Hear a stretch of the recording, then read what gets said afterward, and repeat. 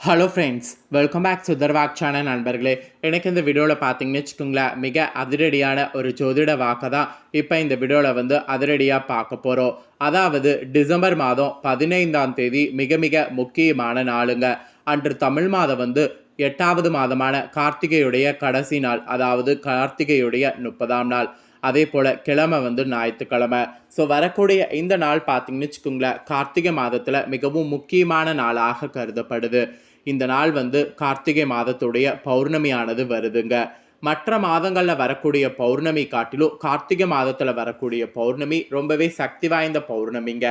இந்த பௌர்ணமிக்கு பிறகு அடுத்த 15 நாட்கள் ஒவ்வொரு ராசிக்காரங்களுக்குமே தலையெழுத்து மாறும்.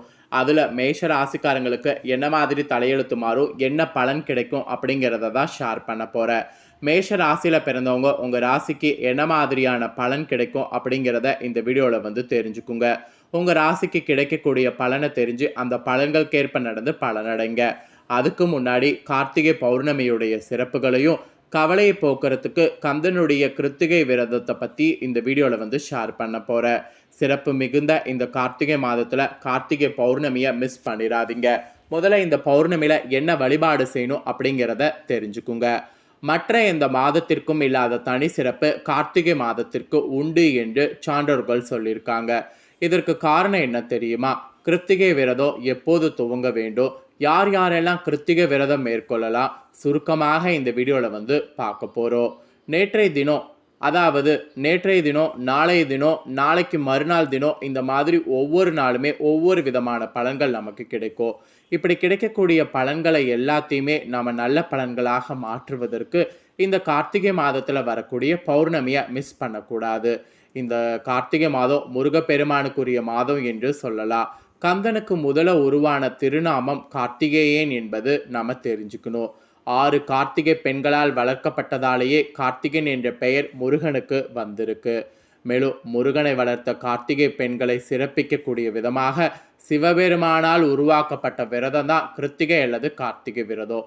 எனவே இந்த மாதத்துல முருகனுக்கு விரதம் இருப்பது மிகப்பெரிய பலனை பெற்றுத்தரும். கார்த்திகை நாட்களில் முருகப்பெருமானுக்கு சந்தன அபிஷேகம் செய்து வழிபட்டால் குழந்தை பாக்கியம் இல்லாமல் இருக்கிறவங்களுக்கு குழந்தை பாக்கியம் கிடைக்கும். இவ்விரத முறையினை மேற்கொள்வதால் சிறந்த வாழ்க்கை துணையும் புத்திசாலித்தனமான புத்திரர்களும் கிடைக்கிறது உறுதி. வாழ்வின் எல்லா பேறுகளுமே கிடைப்பதோடு எடுத்த நல்ல காரியங்கள் அத்தனையுமே நமக்கு வெற்றியாகும். கார்த்திகை முதல் நாளில் முருகன் சன்னதியில் 3 அகல் விளக்குகள் ஏற்றி 9 முறை சுற்றி முருகனை பிரார்த்தனை செய்து வரணும். இப்படி செய்தால் வேலை வாய்ப்புகள் அமையும். முதல் நாள் தவற விட்டவங்க கார்த்திகையுடைய கடைசி நாள் பௌர்ணமி அன்னைக்கு தவற விடாம முருகனை வழிபட்டு பாருங்க.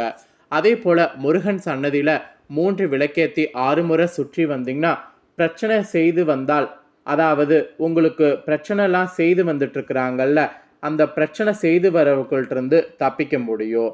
அதனால 3 விளக்கு 3 முறை நீங்க சுத்தி வாங்க, 6 முறை சுத்தி வாங்க. அப்படி பிரார்த்தனை செய்து வந்தால் குழந்தை இல்லாத தம்பதியருக்கு பலன் கிடைக்கும். 5 விளக்கேற்றி கோவில 9 முறை ஆண்களும், 1 விளக்கேற்றி திருமண யோகம் என்ற பிரார்த்தனை செய்து 9 முறை பெண்களும் சுற்றி வேண்டிக் கொண்டால் திருமணம் கைகூடும். இதெல்லாம் இந்த கார்த்திகை பௌர்ணமியில செய்யலாம். கார்த்திகை மாதத்துல பௌர்ணமி நாள்ல சந்திரன் பிரவேசிக்கும் போது இந்த பௌர்ணமி பார்த்தீங்கன்னு வச்சுக்கோங்களேன் சிறப்பு பெறுது. கார்த்திகை மாதம் முழுவதுமே விருச்சிக ராசியில சூரியன் சஞ்சரிக்கக்கூடிய காலம். இந்த நாளில் தான் கார்த்திகை பௌர்ணமி ரொம்ப சிறப்பானது என்று சொல்லப்படுது. மேலும் கார்த்திகை பௌர்ணமி நாளில் கார்த்திகை தீப திருவிழாவும் கொண்டாடப்படுது. அந்த வகையில் டிசம்பர் 13 அன்று கார்த்திகை பௌர்ணமிக்கு முன்னாடியே பார்த்தீங்கன்னு வச்சுக்கோங்களேன், இந்த டைம் கார்த்திகையானது பண்டிகை கொண்டாடப்பட்டது, தீபமானது. ஸோ இந்த டைம் கார்த்திகை பௌர்ணமி டிசம்பர் 15ஆம் தேதி வருது. கார்த்திகை துவங்கக்கூடிய நாள்ல இருந்து முடியக்கூடிய நாள் கடைசி நாள் இந்த நாளாக வர்றதுனால இது ரொம்ப விசேஷமாக சொல்லப்படுது. கார்த்திகை பௌர்ணமி நாளில் பக்கத்தில் இருக்கக்கூடிய முருகன் கோவிலுக்கு மேச ராசிக்காரங்க போங்க. அங்கு முருகனை சந்தன அபிஷேகம் செய்து வழிபாடு செய்யுங்க. அப்படி நீங்கள் செய்தீங்கன்னா குழந்தை பாக்கியம் இல்லாமல் தவிக்கிறவங்களுக்கு குழந்தை பாக்கியம் கிடைக்கும். அது மட்டும் இல்லாமல் குழந்தை உங்களுக்கு இருந்தால் நல்லபடியாக வளரும். ஸோ இந்த நாளில் நீங்கள் ஏதாவது ஒரு சில விஷயங்கள் கோயிலுக்கு தானமாக வழங்கினால் இதனால் வரப்பட்ட கஷ்டங்களும் தடைகளும் விலகும். கார்த்திகை பௌர்ணமி நாளில் விரதம் இருக்கிறது உங்களுக்கு பல்வேறு பலன்களை பெற்றுத்தரும். கந்தசஷ்டி 6 நாட்களும் விரதம் இருக்க முடியாமல் போனவங்க கூட கார்த்திகை மாத பௌர்ணமி நாளில் விரதம் இருந்து முருகனை வழிபட்டால் அந்த பலன்களை வந்து பெற முடியும். ஸோ இதெல்லாம் தாங்க கார்த்திகை பௌர்ணமியுடைய சிறப்பு. ஸோ இந்த பௌர்ணமியுடைய சிறப்பையும் பரிகாரமையும் தெரிஞ்சுக்கணுங்கிறதுனால தான் முதல்ல இதை வந்து உங்களுக்கு ஷேர் பண்ணேன். ஸோ ஷேர் பண்ணதை தெளிவாக மேஷ ராசிக்காரங்க உங்களுக்கான பலனை தெரிஞ்சிருப்பீங்க. அதாவது பரிகாரம் வந்து என்ன பண்ணும் அப்படிங்கிறத தெரிஞ்சிருப்பீங்க. ஸோ தெரிஞ்சதை வந்து கண்டிப்பாக வந்து பண்ணுங்க. இப்போ அடுத்ததாக உங்கள் ராசிக்கு இந்த பௌர்ணமிக்கு பிறகு என்ன பலன் கிடைக்குங்கிறத ஷேர் பண்ண போகிறேன். மேஷராசி அஸ்வினி பரணி கார்த்திகை 1ஆம் பாதத்தில் பிறந்தவங்களுக்கு நான் சொல்லக்கூடிய கணிப்பு கரெக்டாக இருக்கும். அதனால் இந்த நட்சத்திரத்தில் பிறந்த மேஷ ராசிக்காரங்க வீடியோ ஃபுல்லாக பாருங்கள். இரத்தக்காரகன் என்று அழைக்கப்படக்கூடிய செவ்வாயை ராசிநாதனாக கொண்ட மேசராசி அன்பர்களுக்கு இந்த பௌர்ணமிக்கு பிறகு மனதில் ஒரு விதமான தெளிவு வந்து ஃபஸ்ட்டு பிறக்கும். இந்த தெளிவு பிறப்பதற்கேற்ப செயல்படும் போது உங்களுக்கு அலைச்சல்கள் எல்லாமே வந்து குறையும். அப்புறம் தாமதமாக நடந்து கொண்டிருந்த எல்லா செயல்களுமே உங்களுக்கு துரிதமாக நடக்க தொடங்கும். அது மட்டும் இல்லாமல் மனதை ஒருமுகப்படுத்தி உழைக்க தொடங்குனீங்கன்னா கண்டிப்பாக எல்லா உழைப்புக்கும் உங்களுக்கு வெற்றி கிடைக்கும். மற்றவர்களுடைய மனதை கூட துல்லியமாக அறிந்து செயல்படணும். அப்படி நீங்கள் செயல்பட்டிங்கன்னா இன்னும் அதிகமான லாபம் உங்களுக்கு கிடைக்கும். ஸோ உங்களுக்கு இந்த பௌர்ணமிக்கு பிறகு இந்த மாதிரி சிறப்பு பலன்கள் கிடைக்கும் என்று சொல்லப்பட்டிருக்கு. அப்புறம் குடும்பத்தில் பிள்ளைகளை ஆன்மீகத்தில் ஈடுபடுத்துங்க. அவர்களும் உங்கள் பேச்சை கேட்டு நடக்கிறதுக்கு இது ஒரு வழியாக இருக்கும். உங்களுடைய மனதை அழுத்தி கொண்டிருந்த சில பிரச்சனைகள்லாம் விலக ஆரம்பிக்கும். வெளியில் கொடுத்திருந்த கடன்கள் திரும்பவும் உங்கள் கைக்கு வந்து சேரும். அது மட்டும் இல்லாமல் சில தடைகள் ஏற்பட்டாலும் உங்களுடைய முயற்சிகள் அனைத்தும் வெற்றி வாகை சூட வாய்ப்பு அதிகம். உங்களுடைய கவலைகள் படிப்படியாக வந்து குறையும். புதிய வீட்டுக்கு குடிபெயரக்கூடிய வாய்ப்பு உங்களுக்கு உண்டாகும். ஒரு சிலருக்கெல்லாம் வழக்கொன்றில் வழங்கப்படக்கூடிய சாதகமான தீர்ப்பினால் வருமானம் பெருகுவதற்கு கூட அதிக வாய்ப்பு இருக்குது. அந்த மாதிரியான அதிசயங்கள்லாம் கூட இந்த பௌர்ணமிக்கு பிறகு உங்களுக்கு நடக்கும். தொழில் செய்பவர்களுக்கு வாடிக்கையாளர்களிடம் நிதானமாக கோபப்படாமல் நடந்து கொள்ளும். அப்போ தான் நல்ல லாபங்களை வந்து உங்களால் அள்ள முடியும்.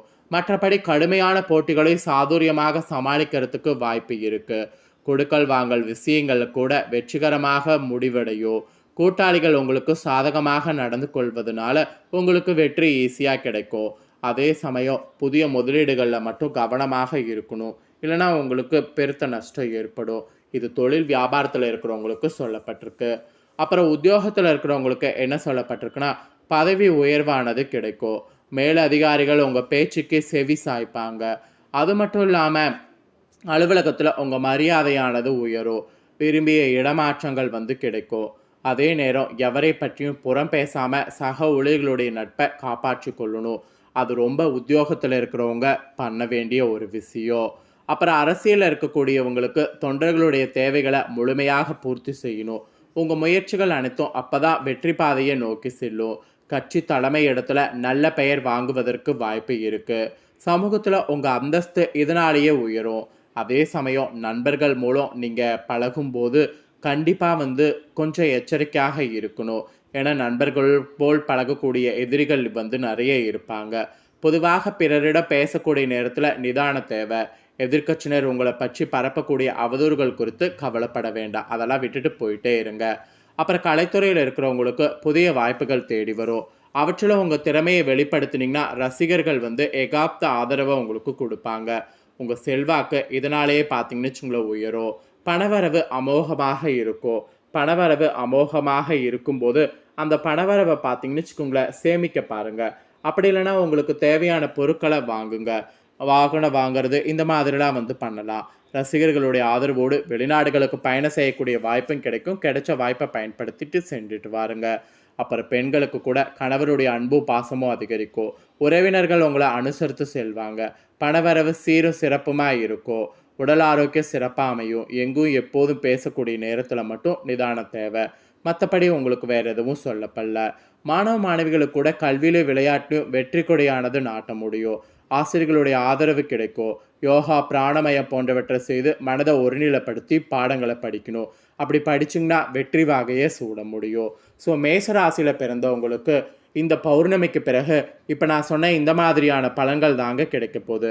ஸோ கிடைக்கக்கூடிய பலன்களை உங்களுக்கு தெளிவாக இந்த வீடியோவில் வந்து ஷேர் பண்ணிட்டேன். ஷேர் பண்ண பலன்களை நீங்கள் உங்கள் ராசிக்கு தெரிஞ்சிருப்பீங்க. ஸோ தெரிஞ்சதுக்கேற்ப நடந்து பலன் பெறுங்க. இந்த பலனை உங்கள் ஃப்ரெண்ட்ஸ் ஃபேமிலி இருக்கவங்களும் பார்க்கணும்னு நினச்சிங்கன்னா வீடியோ லைக் பண்ணி ஷேர் பண்ணுங்கள். உங்கள் ஃப்ரெண்ட்ஸ் ஃபேமிலி இருக்கவங்களும் பார்க்கட்டும்.